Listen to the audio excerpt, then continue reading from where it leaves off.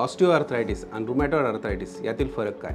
Osteoarthritis म्हणजेच वयोमानानुसार होणाऱ्या सांध्यांच्या गादीतील झीज, ज्याला आपण wear and tear of cartilage म्हणतो.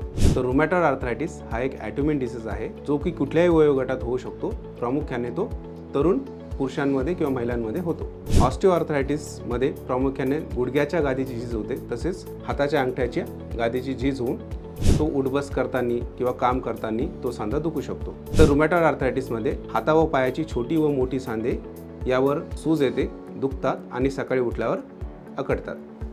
ऑस्टिओआर्थरायटिस हा वयोमानानुसार होणारा आजार असल्यामुळे यामध्ये वेदनाशामक गोळ्या, व्यायाम आणि गरज पडल्यावर सांध्यामध्ये इंजेक्शन देणे हेच उपचार आहेत. सांध्याच्या गुडघ्याची झीज खूप जास्त झाल्यावर त्याचे ऑपरेशन देखील करायची वेळ येऊ शकते. पण रुमॅटॉइड आर्थरायटिस हा एक ॲटोइम्यून डिसीज असल्यामुळे हा डिसीज मॉडिफाईंग ड्रग्स यामुळे कम्प्लिटली 100% नियंत्रणात येऊ शकतो.